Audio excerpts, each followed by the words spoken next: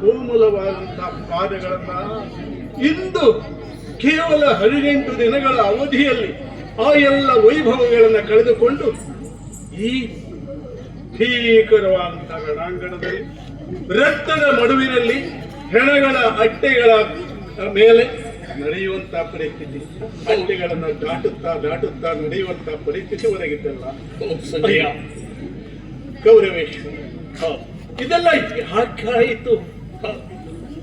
ನಾನು ಅದನ್ನ ವಿಶ್ಲೇಷಿಸಬಾರದಾದರೂ ಸಹ ಮನಸ್ಸಲ್ಲಿ ಮೂಡಿ ಬರ್ತಾ ಇದೆ. ಏನು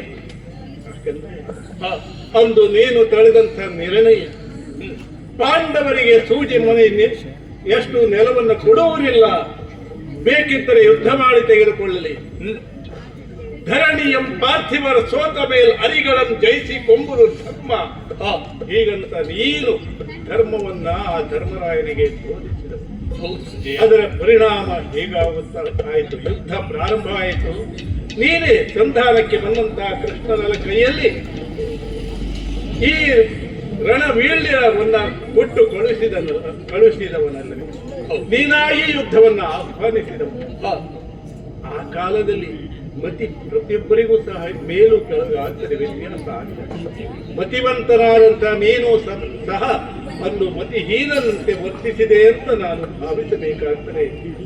ಗೌರವೇಶ್ವರ, ಸಂಜಯ ಏನು ಮಾಡುವುದು? ಇದಕ್ಕೆ ಇಲ್ಲ, ನಾನು ನನ್ನ ಮನಸ್ಸಲ್ಲಿ ಮತ್ತೆ ಮತ್ತೆ ಮೂಡಿ ಬರುವಂತಹ ವಿಷಯ ಅಂದ್ರೆ ಇದು ಕೇವಲ ನಿನ್ನ ದೌರ್ಭಾಗ್ಯ ಅಲ್ಲ, ನಿನ್ನಂಥವನನ್ನ ಕಳೆದುಕೊಳ್ಳುತ್ತಿರುವಂತಹ ಅಥವಾ ನಿನ್ನಂಥವನ್ನ ಈ ಪರಿಸ್ಥಿತಿಯಲ್ಲಿ ಕಾಣುವಂತ ನಮ್ಮ ದೌರ್ಭಾಗ್ಯ. ಅಯ್ಯೋ, ಪುಣ್ಯ ಫಲ ಇಂತಹದ್ದಾಗಿ ಹೋಯ್ತಲ್ಲ ಎನ್ನುವಂತಹದ್ದು ಪರಿಸ್ಥಿತಿ. ಗೌರವೇಶ್ವರ, ಏನು ಹೇಳಲಿ ಸಂಜಯ? ಸಂಜಯನೇ ನೀ ಕೇಳು,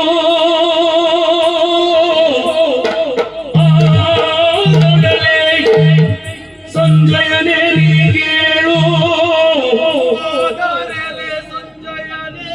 ನೀ ಕೇಳು. ಆದಿ ಸುಕೃತ ವಿಶಾಲ ವನವಿದು, ಆದಿ ಸುಕೃತ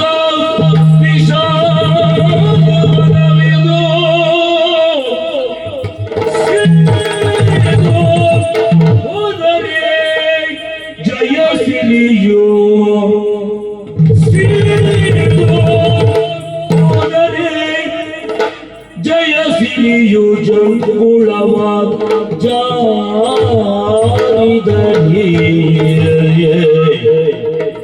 ಜಯ ಸಿರಿಯು ಜಂಗುಳವಾದ ಜಾರಿದನೇ, ಆದರಿಸುವರಾರೋ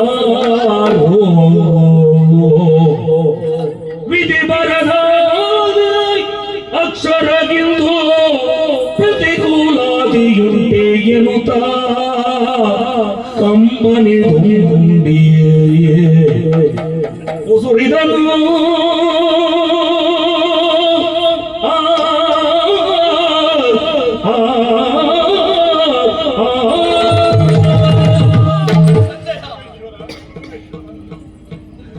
ಸಂಜಯ, ಒಂದೊಂದು ದಿನ ನೂಕಿರಲು ಸಂಜಯನ ಎಂದು ತುಂಬಿದ ಅಸ್ತಿನೆಯ ತುಂಬಿದ ಸಿಂಹಾಸನದಲ್ಲಿ ನಾನು ಹೇಳಿದ್ದರೂ ಸಹ ಅದನ್ನು ಮನಸ್ಸಿನಲ್ಲಿ ಇಟ್ಟುಕೊಳ್ಳದೆ ಇಂದು ನನ್ನ ಒಡೆಯ ಸುಯೋಧನ ಎಲ್ಲಿಗೆ ಹೋದ ನನ್ನನ್ನು ಅರಿಸಿಕೊಂಡು ಇಲ್ಲಿವರೆಗೆ ಬಂದಿಲ್ಲ ಸಂಜಯ.